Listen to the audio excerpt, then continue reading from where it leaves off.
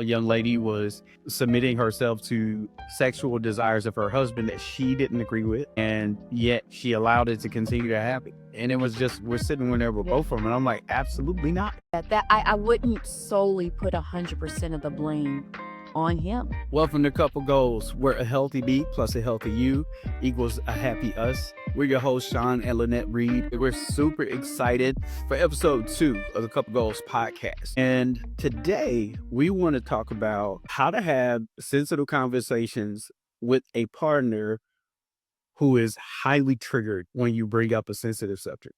That's a long title. Maybe the title will get more sexy as we go. Yeah, but it's true. Yeah, you want to say something. Everything need to be sex. Yeah, but I'm sorry. I don't know. It need to fit at least in the description of the thing. So, I think like YouTube had like, okay, never mind. We get on track. but if you get ready to say something about something you've been meditating on, something you need clarity on, and you tell it to the other person, and they either just completely shut down or they blow up. But whatever response they give, it just doesn't feel welcoming, And so some people we know have acquiesced where they just either stop trying and they suppress it, they stuff it. In others, they get so frustrated that they become something other than their best self. And none of those is optimal. You know what I mean? So how do we get to a place where we could have meaningful conversations? We could talk about deep things. We could talk about subjects. We don't have to tiptoe around things that need to be addressed. Yeah, I remember I was just on a call today with a wife and her story is not isolated. I think probably the last few wives we've spoken with have shared this dynamic, but they've gotten to a point in their marriage where they are self-protecting because the minute they let down their guard and give their husband what their husband is asking, because the husband has violated them in the past in the sense of trust or just being selfish or arrogant, whatever. And they've let their guard down and it automatically goes back up because they feel as though if I give it to him, if I just open my heart up to him, he's gonna crush it again. So I'm just gonna keep this wall up. And the wife said today, I do that to protect myself. And I could feel for her because I understand what she's trying to do. Right. But of course, it's not the healthiest method to do it with, especially if a spouse is not beating you, is not, cursing and being emotionally abusive and all of that. Yeah, we're not talking about extreme, cruelty or manipulation, which there's a conversation for those. Because I got a whole lot to say on that. Yeah. But what we're talking about is you want to talk about the frequency of how often to have sex, and it becomes a blow up. You want to talk about chores around the house, and they'll have none of it. Any type of critique or insight into anything without the other person just going from 0 to 100. I think when you brought up the guard going up, I think a lot of times as we're sitting with couples, during our couple goals reset intensives where we sit down with people for 2 days and then we give them like a 30-day aftercare plan type thing.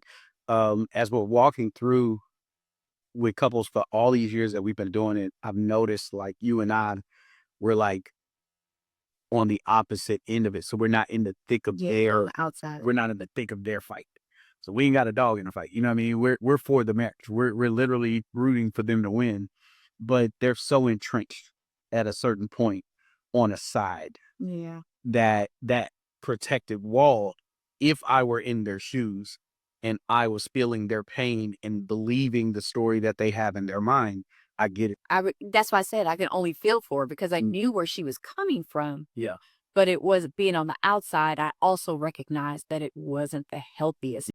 It doesn't solve what the relationship needs, and it doesn't give closure to the pain that you're feeling. And it doesn't bring anyone closer together either. Yeah, I think like jumping right into solutions, honestly, I think you have to be strong enough in your own resolve to own what you're feeling and to not give up your voice for anything. I think that was in his, I'm not trying to say your wives be rebellious towards your husband or some crap like that.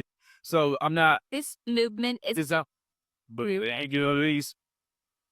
So it's not like I try to like, turn wives against husbands. What I have noticed, especially with women in our sessions, is that a lot of them are more emotionally sensitive to the lack of nuance when it comes to emotions with their husbands. And so they're so frustrated with carrying the weight of that emotional load that eventually they just kind of capitulate to whatever his pattern is. And that then becomes a shut down, kind of cold type feel. And that leads to the wife retreating further into herself. And I'm saying, bring her out. We don't need to hide her. We have to get tools that help you both come to a place of healthy emotional connection. I have hosted groups for wives. And that's not to say that men aren't on the other side of that too. So like Sure. I said that in the majority of the case, because sometimes it's the wife who may be a little more cold Absolutely. and the husband is extremely sensitive. So I'm not trying to say that this is the gender. We've totally dealt with that. Yeah. We've totally dealt with Yeah. wives who were a little more. They could be quick to cut them off. Yeah. They could be quick, little short when it Yeah. comes to giving emotional safety. So to your point of um a spouse being emotionally healthy and being able to kind of rise up from I'm a wife, so I'm gonna just talk to the wife. A wife to stand up. I love you, white. I mean, you know what I said. I was thinking to myself, I was like, what else would you be? Well, I lost my train of thought. Okay, so from a wife's perspective, I've hosted groups for wives. This is a group for wives whose husbands aren't ready for counseling. And so if you're having a difficult time communicating with your spouse, a difficult time just getting on the same page, this group is for you. So they get in there, and that is true. All of them, in their particular relationships are just having a difficult time. But when I start talking about them as a woman, as a strong woman in faith, being rooted in your identity, being confident in the skin you're in the skin that you're in, just embracing who you are, dealing with shame and insecurity. I remember one time I did 8 weeks of a class with them, and only one time did we talk about their husband. Because the reality is, if you're having a hard time talking to your husband, I wonder what other relationship you are suppressing yourself. Absolutely. And so is that to say that, oh, well, are you ever going to talk to the husband? Are you ever going? Yeah. Eventually we did. And we talked about how to navigate that. But first, we got to deal with. You got to get your voice back. And in order to get your voice back, you can't be a victim. Yeah. And unless you're a legitimate, like he took a skillet and hit me in the head, in that case, you're a victim. Unless it's one of them extreme cases where there's a physical violation. And we have dealt with that. And there was a recent situation, a young lady was submitting herself to like sexual desires of her husband that she didn't agree with. And yet she allowed it to continue to happen. And it was just, we're sitting there with both of them. And I'm like, absolutely not. Yeah, that I wouldn't solely put 100% of the blame on him. No, he was wrong. And Yeah. Oh, 100%. absolutely. But at the same time, she just acquiesced. Those brother, if it hurt, ouch. Say no, get up, leave the room. Not to the left. Move Yeah, right. yeah, whatever. But don't just sit there and acquiesce. And so it was amazing. She had done it for years. Yeah. And so it was like, to me, that's an extreme picture of what it looks like also to say, I'm an equal partner in this house. We both are here in this relationship.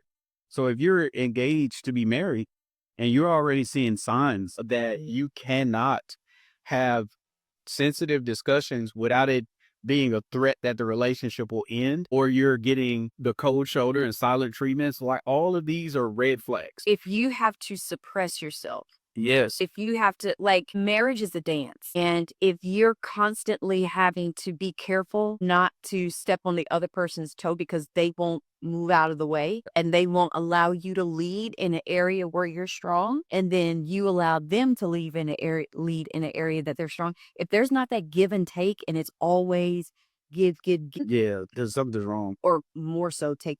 Yeah. And so I would strongly challenge you to think, especially if you're engaged to be married, like, well, am I seeing some of these red flags that This person avoids healthy confrontation. This person avoids constructive criticism. This person fights back against my opinion and my feedback. And I'm not talking about you being, emasculate the man or you beating down a woman, belittling him, but it's like, hey, can we talk about the chores? And they just, all of a sudden, it's just, you snap them back to when they were five and their parents scolded them and they take every word you're saying to that extreme. Like, I mean, right. And that's all, I'm not saying you got to quit them. I'm not saying you shouldn't get married, but I am saying you better have your eyes wide open. And I would not settle before I said I do. Yeah. Now, if you're married, and you already up in it and you're experiencing this, and we've seen couples who've been experiencing it for years.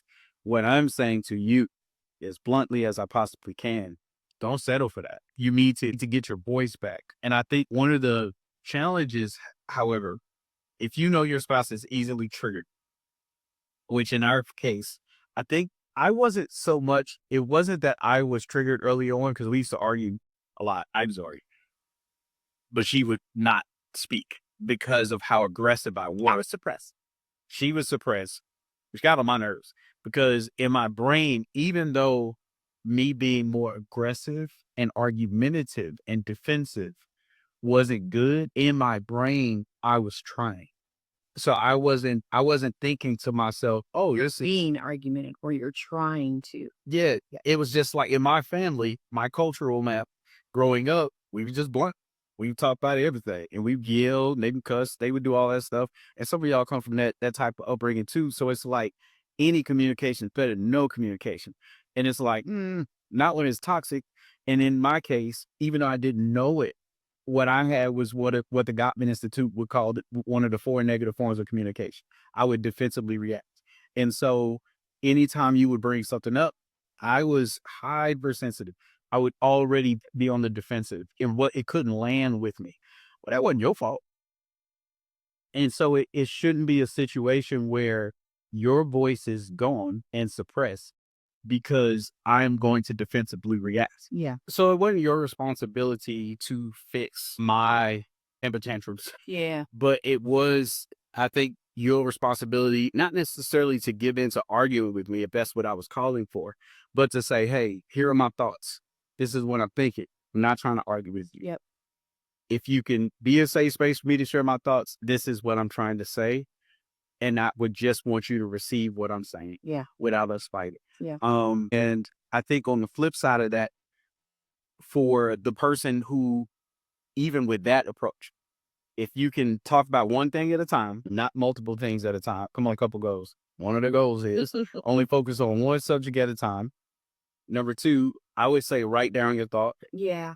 To help you. But then even with that, probably the third most important thing, you gotta be brave enough to share. And if they still don't receive it well and that continues to be a problem, y'all need to holler at us. Mm.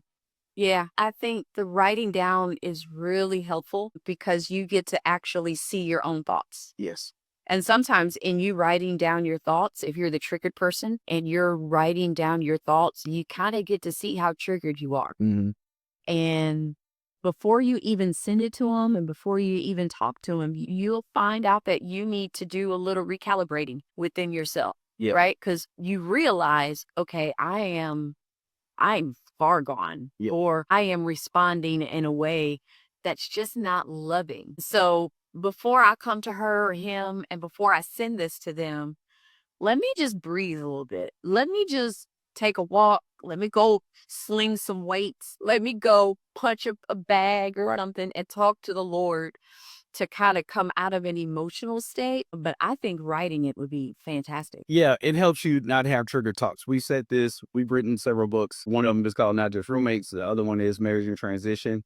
And Not Just Roommates, we said this, that trigger talks are traps. When you're having triggered conversations with a person, it's just a trap for the same cycle to continue to spiral out of control.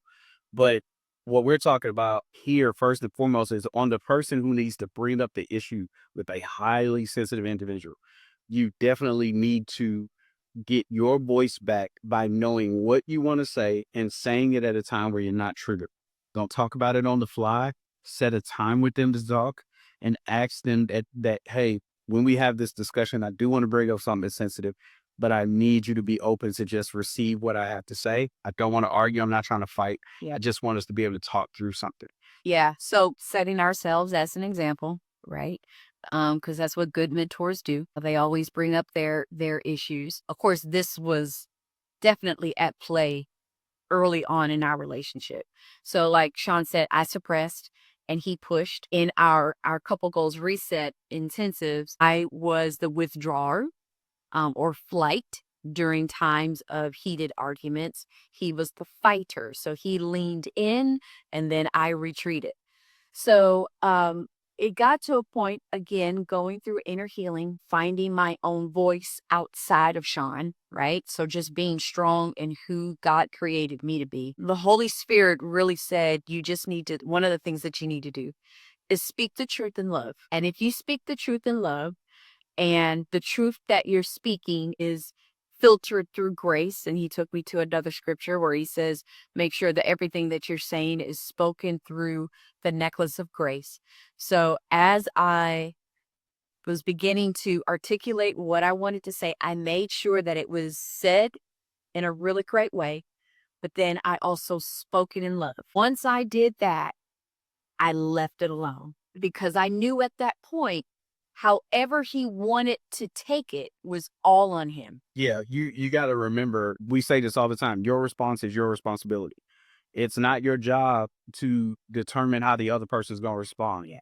It's your job to prepare yourself well and then to say, I'm not going to get caught up in the orbit of a fight. If it becomes arguing and it's just not landing well, then I would back off of that. One of the couple goals is that both people are in a position of being able to be a safe space for the other person. If you're in a place of being the individual who's hypersensitive and you know it, they bring up something, you get triggered, it keeps turning into a fight.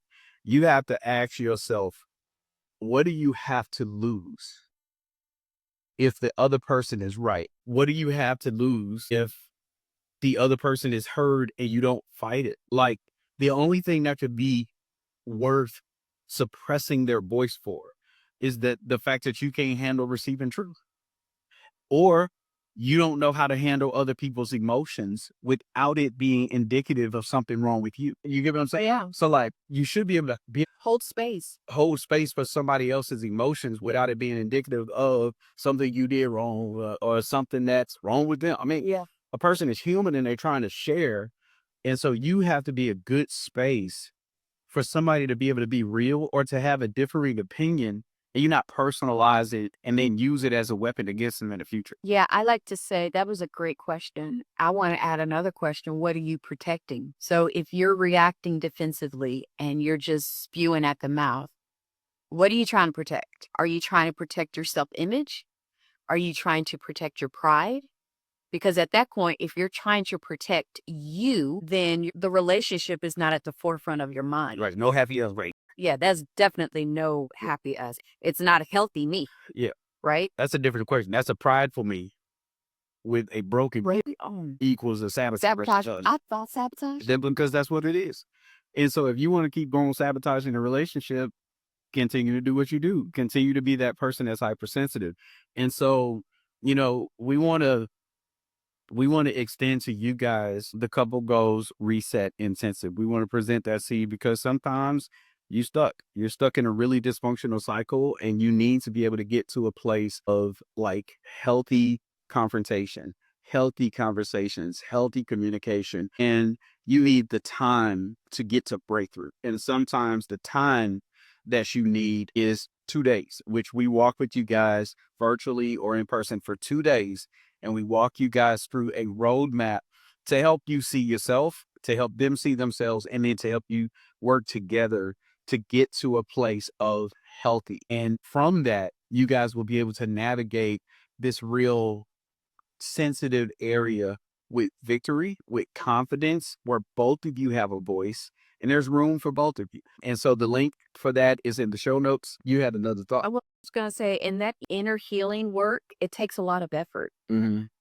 So like the couple goals reset, it's 2 days with us, but it's an additional, 27 or something days of just work that you're putting in to better yourself. And then there are some moments where you're going to come together and work with your spouse.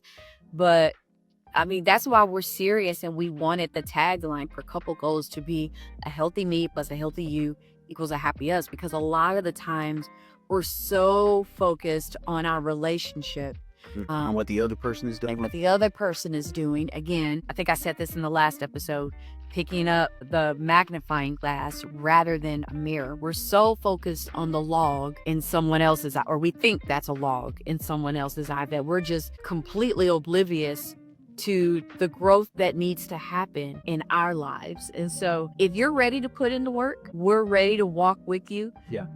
You know, not everyone is willing to do that. But hey, we'll walk that. Yeah, and so we also want to invite you guys to our monthly coaching group. We have a Couple Goals group that meets twice a month. And so for those of you guys who say, look, man, we tried therapy, we tried counseling, but we love what you guys talk about. We think that this is a safe space. We have a community of like-minded individuals where we give you the same tips and tools as therapy, but with a little bit of extra oomph. And we think that it's been very effective. The couples that are a part of it, they love it. They've been with us for a long time. Yeah, And we you'll would love, hear. yeah, we would love to see you guys be a part of that group. We meet twice a month. More details, again, are available. You can click the link in the show notes to where you can become a part of that group. But we thank you for being on this journey with us. Please like it, subscribe, share it with somebody. Y'all know how this works. Welcome to Couple Goals. God bless.